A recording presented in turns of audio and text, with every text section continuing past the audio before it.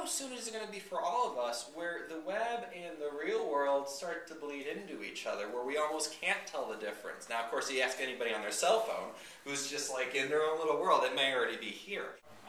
That was a prototyping thing, an idea, but I don't know, I would think within 5 years they're going to have. If you don't do it, I will, and I'm going to outproduce you. To someone who grows up and there's Second Life and there's video games and there's head-mounted displays that they experienced when they were kids, they don't even think of it as something that has to be separated. It's just part of life. What I would hope is that as we move into Web 3.0, that we don't forget Web 2.0, which to me was about community. So we can use technology to do both, to build community that is inclusive. We can go into a coffee shop out here, see who's there, and then be very selective. I want to meet with him because he thinks like me, and him because he does. I really don't want to meet with him because he doesn't think like me. So, I don't know that we need to impose our values on other people. I love meeting with people who are different from me. I like the challenge of discussing different points of view. But I'm not going to impose that on other people. Not everybody is comfortable with that. You know what I'm saying?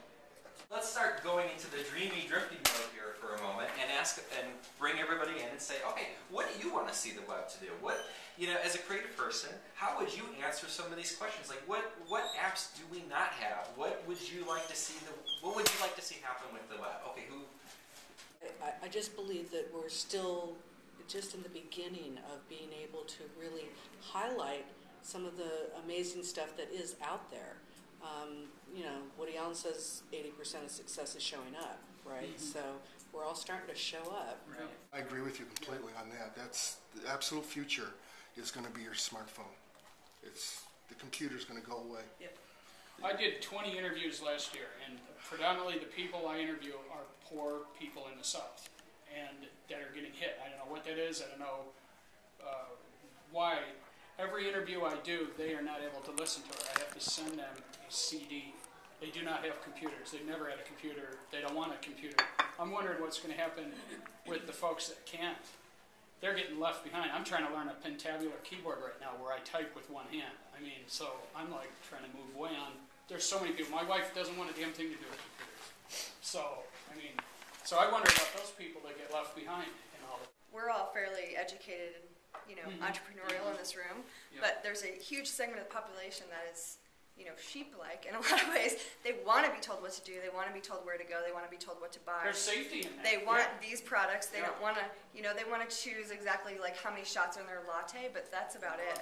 So how does all of this changing where you're so empowered, what does that do to the masses?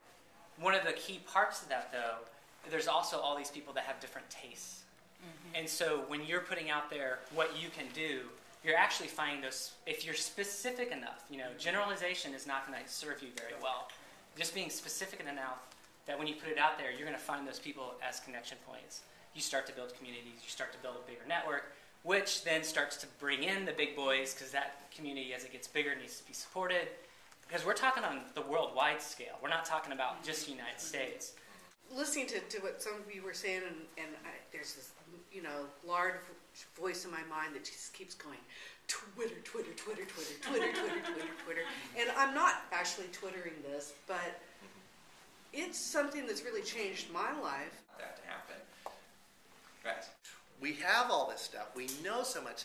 And then we forget that in the end, we're basically human beings. So to get to your point about human behavior and all this and that and the other, it's absolutely essential that sometimes we realize that something can go wrong on the way to the future. It's called humans, and the fact that they're very basic. And what they do is has basic needs of housing, shelter, sexuality.